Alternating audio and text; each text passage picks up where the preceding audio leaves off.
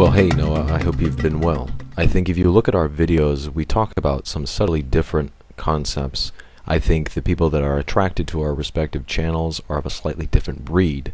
But if you look right into it, right at the center of it, I think you'll find that you and I are flying the same flag. And so this video is an attempt, God willing, to give a comrade some aid. That is, of course, assuming that I know what the devil I'm talking about, which may not be the case. I'll leave that to your judgment. So here we go. The difficulty that you're having with the atheists is very similar, actually, to the difficulty that I have with absurdists from time to time. And this speaks to our difference of interests. I'm exceedingly interested in language, and I think the nature of language can help in both of our situations, but yours specifically in this case. The problem is the atheist is justified in asking you to give a definition of God, an ontological account of God. And he is also justified in not being satisfied with what you or your subscribers or your friends and all the good people that post on your videos have provided, because it just doesn't work for reasons that the atheist points out fairly clearly, and even more clearly if they happen to be an absurdist, because that's the underpinning of their entire ideology. The problem is this: when we try to give a definition for something, and the atheist or the absurdist comes back and says, okay, you say that God is X, Y, and Z, but what is X, and what is Y, and what is Z? It is in fact not a diversion from the matter at hand. It is not a diversion to then talk about what mind is. In your example, when you said God is an unembodied mind, it is not a diversion from the issue to just go in and ask, well, what is a body? Because without that, your original, or at least it's assumed, that without that, your original definition doesn't have meaning. And if you fall into that kind of game,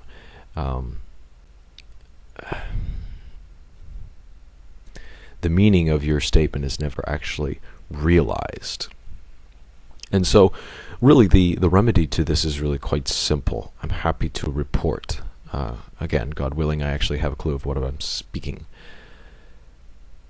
And the solution is this: meaning in our language does not come from words. Words are the signs of meaning. Let me give you an example. You're talking about God. We could talk about anything. We could talk about a chair. What's the definition of a chair? Well, the absurdist in my case and the atheist in yours would come back and say, well, what is a back? What is a seat? What is a leg? What is this? And we could go on ad infinitum. Yes? But we can go on ad infinitum not because God does not exist, or that the universe is absurd, or that there is no meaning, but because we're giving an inappropriate definition for the object of a chair. And indeed, we're giving an inappropriate definition on the, difficult to say an object, isn't it?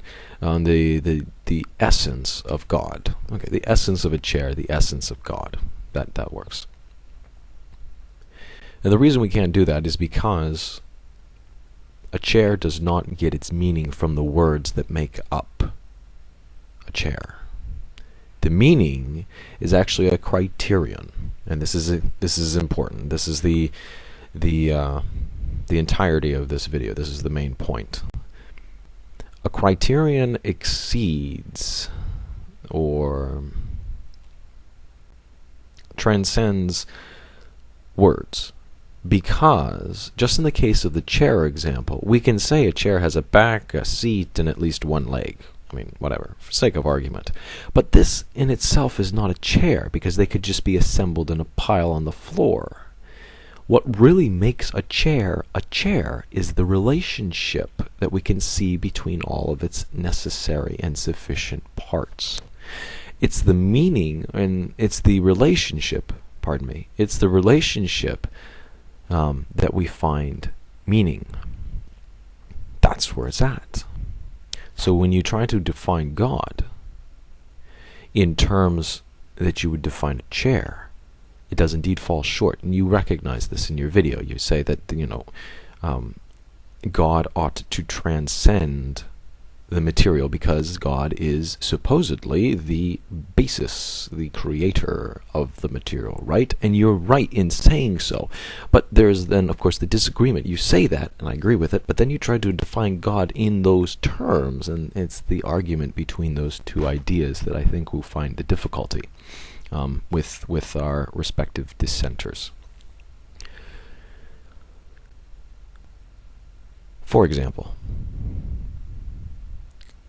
if I was to tell you quite boldly that my head is above my feet, you would roll your eyes and say, yes, I know. But why can we say that? We can say that not because I have a head, not because I have feet, but because my head and my feet are arranged in such a way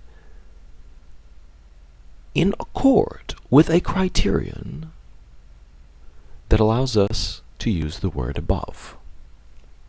In other words, without the criterion, the word above would have no meaning. In our case, it might be the floor, it might be the center of the earth, right? But take away the floor, take away the center of the earth, and above it does not mean anything anymore. Do you see that?